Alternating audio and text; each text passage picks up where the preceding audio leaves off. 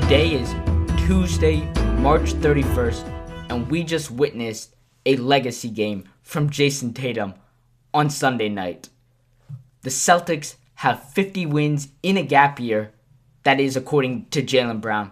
And last night excluding, Jaylen Brown has carried this team through the ups and downs throughout the entire season, and now Jayson Tatum is getting back to playoff form. And we're going to talk about that Atlanta game for sure in the back half of the show, because there were some concerns with Jaylen Brown coming back from that Achilles tendinitis that he missed 2 games for. But we have to start by talking about Jayson Tatum's performance on Sunday night against the red-hot Charlotte Hornets. And it's both sides of the floor. We'll start with the offense. We'll get to the defense later, because he was fantastic guarding Con Knipple around screens and all of that. We'll get to that. But we have to start with him just looking like prime Tatum in that game. And it's both the shooting and the physicality, right? The shooting, it's gone up and down, right? It's been a roller coaster for him this season.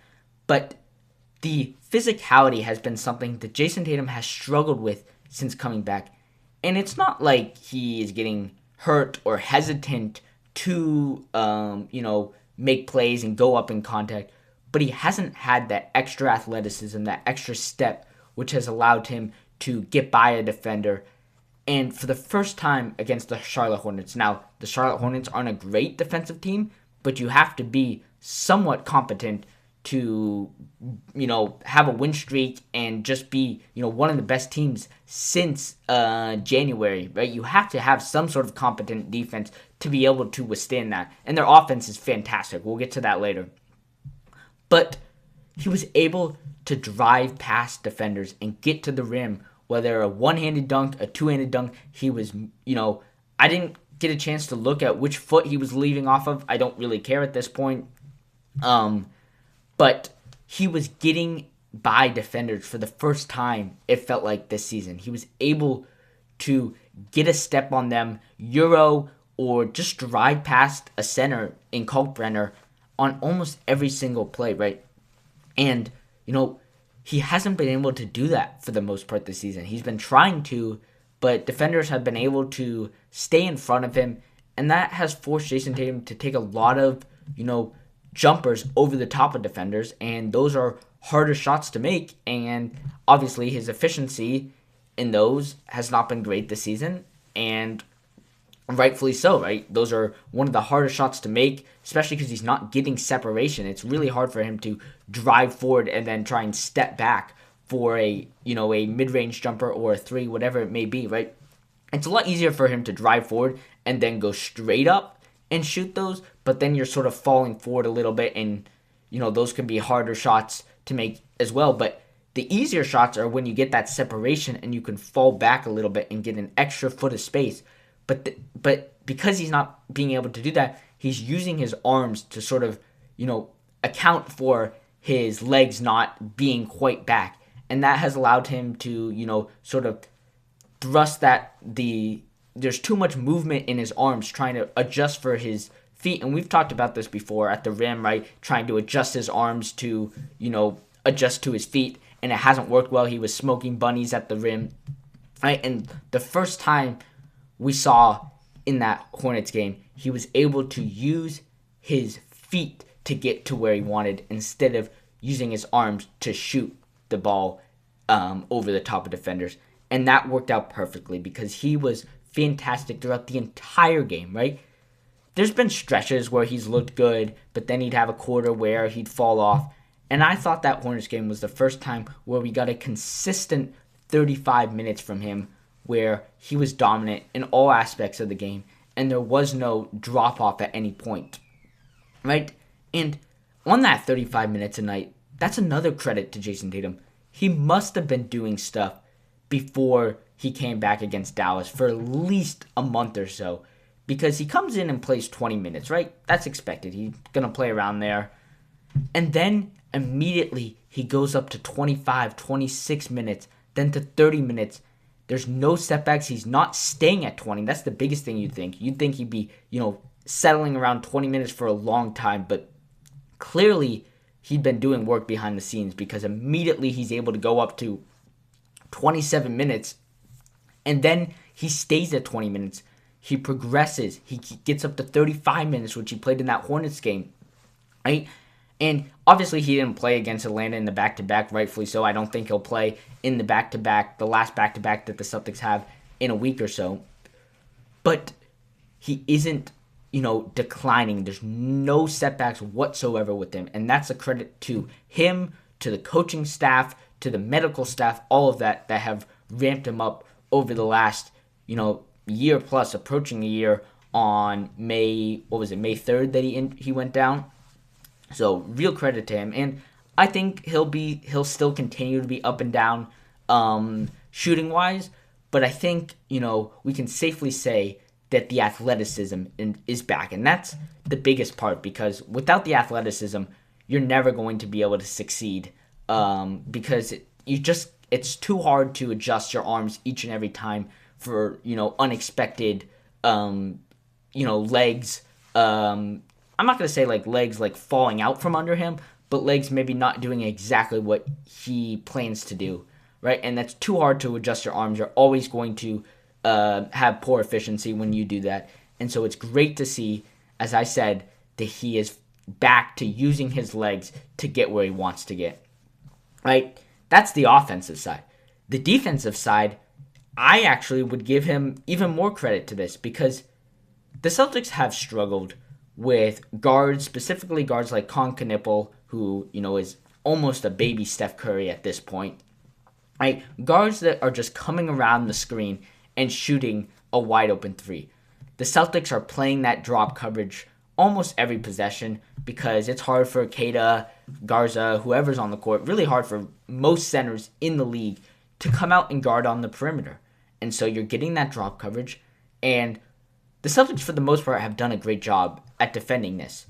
But on the games where a player like Knippel, a player like LaMelo Ball are able to get around the screen, they're shooting a wide open three with about 10 feet of space. And those are going down consistently. And you're getting guys that, whether they're hot shooters or they're just on a streak at that moment. We saw that in the Wolves game. They just got exposed play after play. But for the most part, and Jayson Tatum did this specifically in the Hornets game, he was able to fight through the screen for the first time, it felt like, since coming back. He was putting in that effort to fight around the screen and make that contest from the backside. And that solved the offense that the Hornets had. It completely shut them down, because then Keita can stay in the paint. He can guard the paint, be a menace with the rebounding, and you don't have to worry about those wide open shots with a guy right on your heels like that. It forces them, maybe you don't actually block the shot. Most times you don't block the shot, but it forces them to shoot it quicker, or it forces them to be a little off rhythm, and that can lead to missed shots, and most of the time does. Right? There are very few players that are going to knock those down at a consistent rate, especially if you're worried about a defender coming over the backside and blocking you, or even fouling you. Players can get afraid of that, right? Because you don't want to roll your ankle or anything like that, right? So just that fear of a guy being there solves most of your problems defensively. And then Keita's obviously great rebounder. The Celtics have been a great rebounding team all year after that, first couple of weeks where they really got exposed, that Rockets game in particular. But after that, they've been a great rebounding team. Jaylen Brown's taken that big step forward. Jayson Tatum has been great rebounding the ball since he's been back. And the Celtics are coming into form. We'll talk about that Atlanta game later, because I really think that was a game that he didn't really care about, or that Joe Mazzulla didn't really care about. Obviously, Jaylen Brown doesn't play. Derrick White didn't look great in that game. Payton Pritchard didn't look great. And I have one more thought on Payton Pritchard from that Hornets game, which I'll talk about next. But that Atlanta game, there wasn't much effort put into that game. It was, I'm not going to say a scheduled loss, because the Atlanta Hawks are hot, but you had just beaten them, and they're not a team that you're not capable of beating, even on a back-to-back. But Joe Mazzulla played a lot of two-way players. Bassie got a big run Amari Williams played early. Amari Williams we haven't seen since like early January. So, Joe Mazzulla was just experimenting in that game. Couldn't care less about the outcome of that game, especially because they have the playoffs now locked up. We don't know what seed they're going to be. The Knicks lost to OKC on Thunder, put them, I think, 2 games back now. So if you keep winning, the Knicks keep winning, you'll be fine. The Knicks do hold the tiebreaker on all assets, and obviously you still play the Knicks one more time. But I don't think the Celtics are going to be, exposed or freaked out by the Knicks this come around. They'll be expecting it.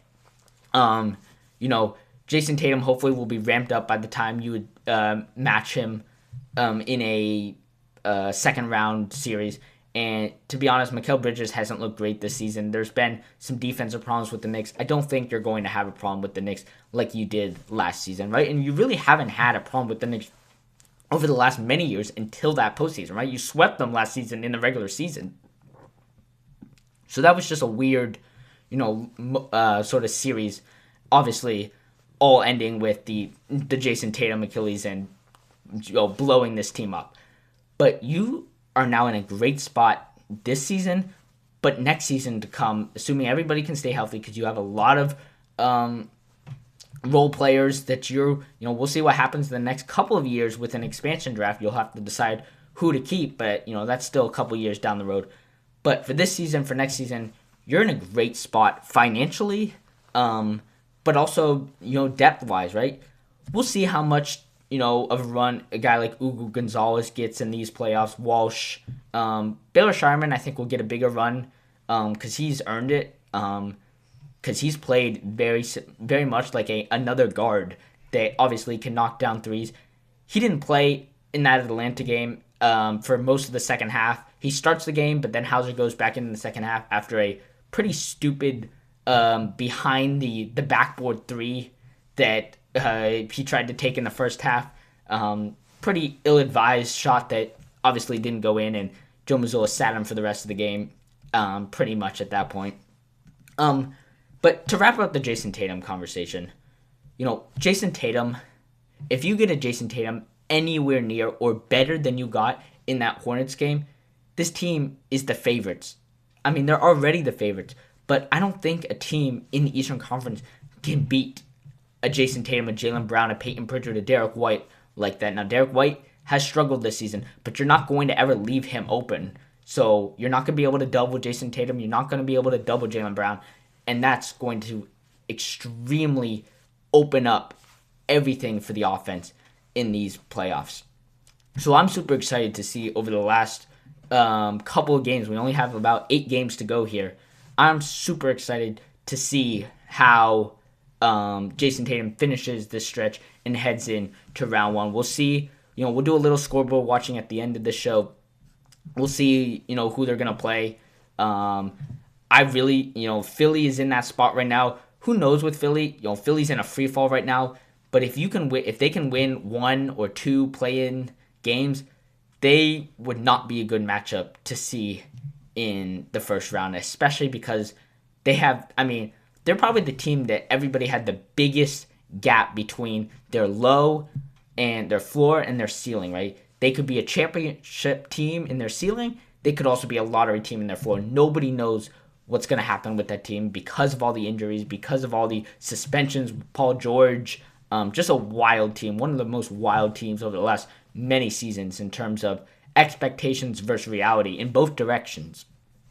But you get a Jayson Tatum like that, this team is going to be nearly unstoppable in the playoffs. We pause this episode to tell you that all podcast episodes can be listened to on Spotify, Apple, Amazon, wherever you get your podcasts. Please give a like and a rating. That is extremely appreciated. And now let's get back and talk about Jaylen Brown.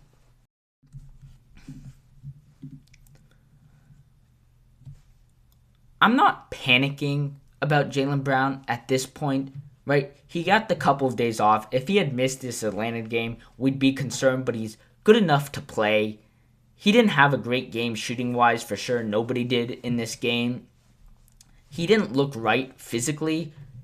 I'm just going to keep an eye on it. We're not going to react to one game. but everybody's, fearing the worst just because of what this fan base went through with Jayson Tatum. He's fine, I think. He's going to, right? He's played 65 games. Actually, I think he's at 64 games because he got ejected in that Spurs game and didn't play 20 minutes. But for the most part, he is fine. He's going to take a couple games off, right? We don't need him. We've already clinched a playoff. We're going to, as long as Jayson Tatum's playing well, we're going to be able to survive, keep that 2 seed. So give him as much time as he wants off. He's been a top 5 player in the NBA and hasn't missed a game. Obviously there is the 65 game, hard cap on who's eligible for awards and whatever. But not enough credit goes to a guy like Jaylen Brown with the team that he has around him and what he's been able to do, missing, just 5 games throughout the entire season. Right? There has to be more credit given to that. In not only his MVP case, because I think that's a lock for SJ or Wemby at this point, but just his top 5 first-team All-NBA case, which is still up in the air. And I think you have to lock in Jaylen Brown at this point with what he's been able to do. And the Atlanta game was not great, for sure. We'll keep an eye on the next couple of games. I think they play Miami on Wednesday, so we'll keep an eye on how that goes.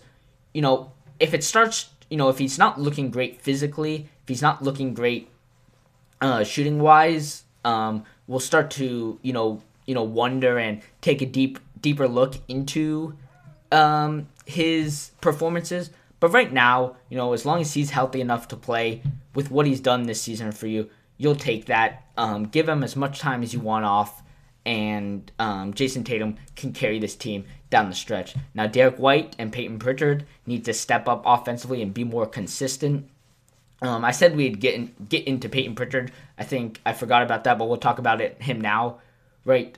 Payton Pritchard has had a weird season in the fact that last season and previous seasons, when a star was out, he would step right in and score 25, 30 points a night and be that number 1, number 2 option, just carry the load offensively. This has been the first season where he's been more inconsistent, right? He's had those games, but he's also had some pretty big duds against those games. Now, they've won those games anyway because strategically they're sitting a Jaylen Brown or a Derrick White for rest days against, a third of the league that is tanking at this point, and, perfect time to talk about these new tanking rules. But you're sitting those games, him and Derrick White in those games, so you don't really, have to worry about losing that game. But Payton Pritchard hasn't been great, at least on a consistent level in those games. And I thought that the Hornets game was the first time that Payton Pritchard was able to step in and do that. All right, we're going to do a little scoreboard watch at the end, but I think we have to talk about these new tanking rules. And I'm going to put the, each rule on the screen here so you can read it for yourselves. And to be honest, my reaction, as most reaction fans are, or most fans' reactions to these rules, or at least, rule ideas, is that they're way too complicated. They're not going to work. There's no incentivization on winning, which I think you need desperately. You have to incentivize winning, or else it's never going to work. You cannot have 22 teams in the chance to get the lottery at any point, right? You can't have teams that are in the playoffs, even if they lose first round, having a chance to get that number 1 pick. That doesn't work. You can see them all here. The first proposal is that there are 18 teams in the lottery, which it seeds 7 through 15. So those losers of the play-in tournament, or even play-in winners, right? The bottom 10 teams have that equal 8% chance to move up into that number 1 pick, and then all 18 picks are drawn into the lottery. Number 2 proposal, 22 teams in the lottery. That's what we were talking about. Just too many teams in the lottery, in my opinion. That includes the round 1 losers. Teams are ranked on that 2-year win record rather than just 1, which, can account for tanking in a single year. Only top 4 picks drawn into the lottery. And then proposal 3 is that 18 teams again, The bottom 5 teams have that equal chance again, but then there's separate drawings for the picks 1 through 5, 6 for 18. I don't really know what that means, to be honest. Like, I'm not going to go in and dive into each one of these proposals. I think, to be honest, they're all pretty bad. You have to have some mark in the season, whether that's a third of the season, whether that's, half the season. I don't really know. Most of the league tunes in after the Super Bowl anyway. So that's when you want teams winning and playing well, putting their stars on the floor. Have some point in the season where at that point you cut it off, right? Teams can lose as many games as they want up to that point. But once that point hits, you cut it off, you look at their records, and you say, okay, these are the 10 worst teams in the league. Let's say 10. That's how it should be. These are the 10 worst teams in the league. And then from that point, I don't know whether you start them all at 0 or you do it, based on their records up to that point. But from that point on, wins count towards getting a higher pick in the lottery instead of losses. You cannot be just trying to continue to lower the odds, or at least flatten the odds, right? At some point, you're going to have every team with the same chance to get a top 1 pick in the lottery. That can't happen. You need the worst teams to be getting the lotteries, and it can still be a semi-flattened odds, but take those losses and turn them into a tournament mid-season for wins instead of losses. That's how you have to do it. And I know nobody wants to hear my opinion. Nobody wants to hear anybody's opinion that has it that way, because clearly it hasn't got brought up. And you need 23 owners to sign off of it. And owners seem confused by this from what I hear. Fans obviously are really confused by this. I don't think it's going to pass. They're going to have to rethink about this, and they have to think about it before May if they want to put it in play next year, so that teams can go about their draft and free agency knowing these rules that are coming up, right? Obviously, this draft is, really, deep in the fact that you have many franchise-altering players, and I think you're getting the higher emphasis on taking this season. It might, it's never going to fully go away, but it's definitely going to go down next season, right? So this could be all, a much ado about nothing type of thing that Adam Silver is trying to do. And to be honest, there's an easier way to do this. You can just, crack down on these anti-tanking, or I guess on these tanking maneuvers throughout a season, right? You can look at which teams are signing these 10-day contracts for two-way players and then dropping them after 10 days. The league could improve or not allow teams to do that sort of stuff. You can fine teams. You can do all of that stuff without changing the rules. But if you want to change the rules, my opinion and my final opinion is that you have to incentivize winning. But that's going to do it for this episode. We will be back sometime next week. We included this Hawks game, so I'm not sure how we're going to do it. Maybe we'll do, this weekend, Easter weekend. Happy Easter to everybody that is celebrating. The Celtics, they play the Heat on Wednesday. We'll try and have a reaction after that game. So stay tuned for that. You can check out this podcast and all podcasts on Spotify, Apple, Amazon. As we mentioned before, check out my socials, TikTok, Instagram, Twitter. And until next time, go Seas.